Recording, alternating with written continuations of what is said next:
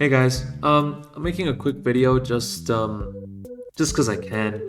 I'm making a video about building tips inside of Roblox Studio because I know that building may seem like one of the easier things to get into on Roblox, which relatively speaking, I guess you could say UI and building are like some of the easier things to get into. Me personally, I've been building on Roblox for about 4-ish years, and it's kind of easy to get into, but it's really hard to like get it down right, do it well, and do it to a level where it can be considered professional. I'm not going to show you exactly how to like build X thing or model Y thing, but I'm going to give you some tips that could potentially help you with your builds and that can be used in a lot of cases for showcases, for actual games, hangouts, all that sort of thing. So the first tip I want to go over is anchoring. So anchoring is obviously like a very basic thing in Roblox. Like you need to know what anchoring is. And to illustrate this, I've used a model of an anchor. So anchoring is basically the property that makes your parts stand still. They're anchored in their space in the workspace. So this part is anchored, which means that from here it will not move. When I load into the workspace, that part will not move. It will stay stationary no matter what. If I push it, or if I land on top of it, or if I fire a rocket at it, it is not going to move. However, this anchor mesh that I have here is not anchored, which means that it can move freely. I can push it around, I can shoot a rocket at it and it would go flying. And to illustrate this example, I have anchored this part and unanchored this part, but I put a rope in between them so you can see just what I mean. If I load into Roblox right now, Studio is being unbearably slow. Please forgive me. It's been doing this for a few days now. So loading into Roblox and I look to my side, you can see that the part that I did not anchor is moving, right? Like it's swinging around and it's just kind of doing its own thing. But this part isn't moving because it's anchored. So if I just select this part real quick, let me go out of free cam for a bit. And if I select this part right here, the property anchored, which is down here I think, is true. And for the anchor mesh, it's false. The reason it's moving around like this, it's not going to move around like this if you just put like a part between it, by the way. It's using a rope constraint, just so I can demonstrate the example. But yeah, if a part is anchored, it won't move no matter what. If a part is not anchored, then it'll just move around, you can push it around and all that sort of thing. The next tip I want to go over are stairs. So I'm going to use an example for this. In my game, in my main project right now, which is depth spelunking, I'm fairly sure some of you know that already. A lot of maps used to have stairs, right? But the thing is, a lot of enemies would get stuck on those stairs because stairs are just kind of ass like that. So, what you can do is put a wedge over them. Wedges are not like several different blocks stacked up on each other like this, whereas a wedge is just one uniform thing that you can climb up and go down smoothly. Let me illustrate this example. So now that I'm loaded into Studio, I'm gonna come over here and you can see that I cannot come up these stairs because they're too tall. Or for some reason I can't do it with these, but it's not very reliable. You can see I get stuck, I have to like jump, or I have to maneuver around them weirdly, and things like that. But if I come over to these stairs with the wedge, I could just come up them seamlessly, like this. And if you want to hide the fact that the wedge is there, you can just select it and set its transparency to 1. And then boom, you have some pretty seamless stairs. Obviously, you don't have to do this for every single set of stairs. For example, if the stairs are a bit steeper, or I mean, not as steep as these, then you might not need them at all. But in my case, since my game has enemies and stuff and Roblox pathfinding is just kind of ass, I would recommend just if you're working with enemies at least, I would recommend putting wedges over them anyway, or just converting them into wedges. It's just ramps, because it's more reliable, it doesn't break the AI as normal stairs would, and it's just very convenient, so you won't get stuck, and it's just a very neat trick that's very versatile and can be applied just about anywhere, basically. You can see here, and yeah, it's a pretty neat trick, I think. So the next trick I want to show you is a glass trick. So glass in Roblox is very weird, because yes, glass does look cool. Let me bring it over here. And you can see that it refracts, it creates this like, you can see right here how it refracts and creates this sort of effect, which is, how glass works in real life. But glass is stupid because it breaks slightly transparent parts. I'm going to illustrate this with this light bulb I have here. It has a transparency value of 0.02. And just because it's slightly transparent, you won't see it through glass. Same here. These trusses are slightly transparent. They have a value of 0.8, and you can't see them. Glass also breaks surface GUIs. So here you can see that this says, let me move this out of the way. You can see that this says, now you see me. But if I put the glass in front of it, the glass material with 0.75 transparency, now you don't. You can't see it anymore. So glass is just an overall very finicky material. So I'm going to show you how you can make better glass, which I've done right here. So this is what I like to call better glass. Better glass, you could just make this by yourself super easily. But basically, instead of using the glass material, which breaks transparency, it just uses smooth plastic with a reflectance value of 1, transparency of 0.7, and cast shadow off. Cast shadow is because glass at 0.75 transparency doesn't cast a shadow. And you could turn off cast shadow to create the illusion that, this is actually glass and light is going through it. And yeah, it's pretty epic because it reflects the sky, it reflects things indoors, it reflects lights, and you can see through it, and it doesn't break GUIs, as you can see, which I think is pretty epic. And I would just rather use that over basically anything else because glass is just a pretty weird material to work with and it's very inconsistent. For the next tip, I have 2 sets of stairs here, or ladders rather. So this ladder has very thick handles, I guess. And if I go into Studio right now, just to show what I mean, you can see that I put a truss in front of them. That's because if you don't create a ladder properly, it can be very weird to climb. It's like, as you can see here, I'm like getting stuck on it, or I'm falling off of it when I try to climb down, and just being very unreliable in general, stuff like that.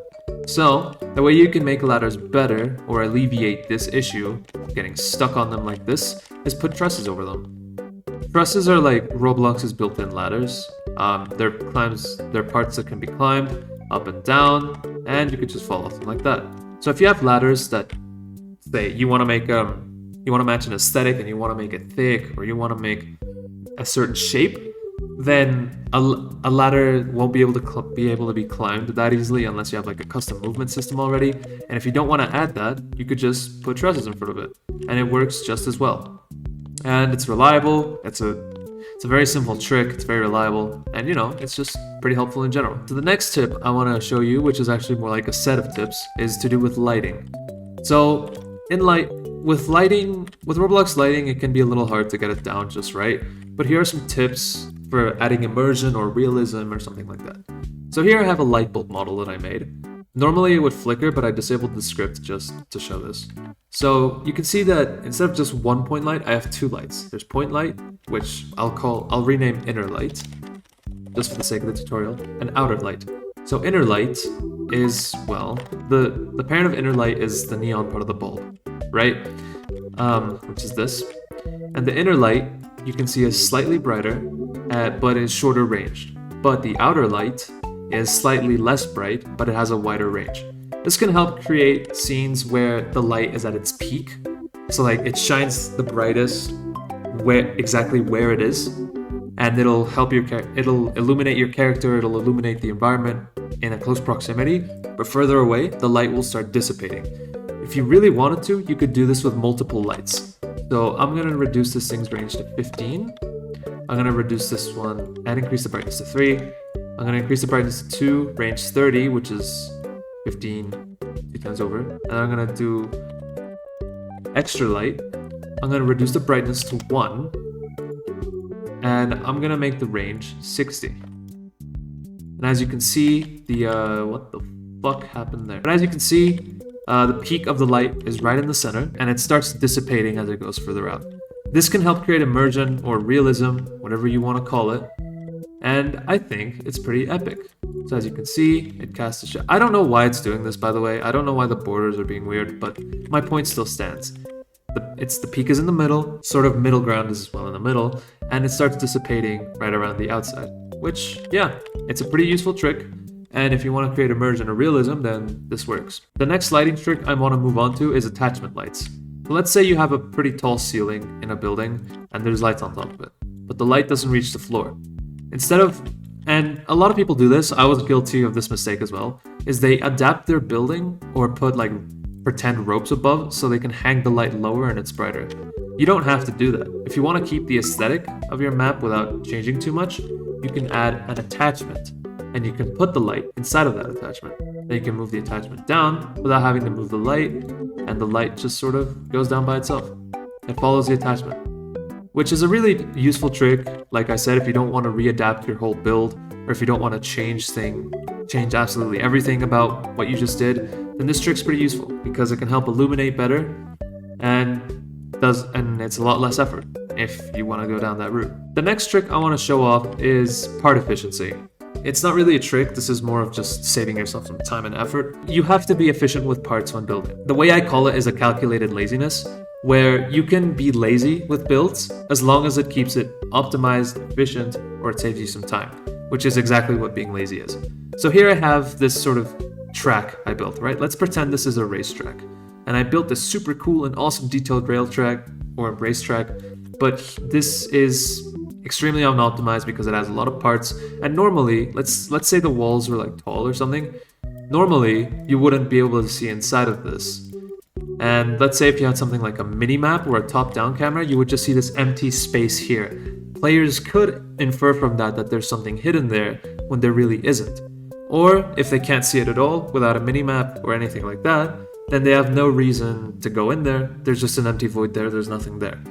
You could mitigate this by just, let me delete these. You could mitigate this by just doing this. That's it. And if you have a mini map and stuff, then players will see a solid block and they'll be like, oh, there's nothing there. It's just a wall, so I have to go around it. This trick is super useful, or these tricks, because this can be applied basically anywhere, are super useful because it saves you parts, it saves you RAM space from loading in these parts, and it's generally very useful to speed up your process, help you save time, help you save parts, and it's more efficient. And since players have no reason to be seeing anything that isn't inside of this like weird little square here, you could just save yourself some time and do this. You don't have to do a whole cube as if it was surrounding something, and you can just use one part instead of four, which is a very useful trick, and yeah, I see a lot of people do it. So the next trick I want to go over, which isn't really a trick, it's more of just some advice, is don't use unions. Unions are an easy way of doing something like this. This is a union. And, you can create a tunnel, you can create some really complicated shapes that you otherwise normally wouldn't be able to in Roblox with unions, which, sounds useful. But unions are actually incredibly unoptimized because they create a lot of invisible vertices and tries, and they're extremely unoptimized, and the things you can't even see, it's like, why would you even have them there in the first place, If you want to use unions, you can save this as a file, as a Roblox model, and then you could convert it into an OBJ or something into Blender, and then import it back as a mesh. Because meshes are actually way more optimized than using unions, and instead of making an arch with just one union, you're better off just doing this. This example is really shit because, it's like not properly scaled, and it looks really bad and really poopy, but my point still stands, right? You're better off using meshes like this to optimize your space and make sure it doesn't overload itself with invisible tries and stuff.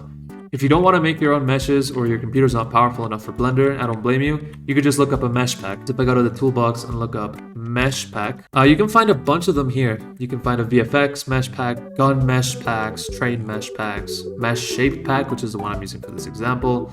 And they're generally pretty good because they can save you some time. If you don't have Blender, then you can make shapes or advanced structures with these meshes. There's also some other model packs that you can look up, which can save you some time as well. And yeah, you're better off just making an arch with 3 different meshes, which are way more optimized than one single union. So those are all the building tricks I had for this video.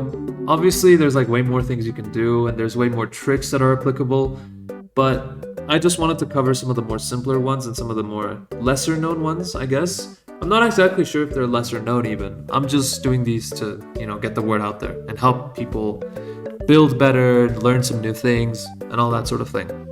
So thank you for watching. I hope you learned something, and keep building. Building is all about practice. The more you do it, the better you'll get. I started off shit. You're gonna start off shit. But if you practice and just put your mind to it, look up references, watch how other people build even, you can get inspired and you can learn new things from things you might not have expected. So just keep building, keep practicing, and you'll get better at it. So once again, thank you for watching. I hope you learned something, and I hope you guys have a good rest of your day.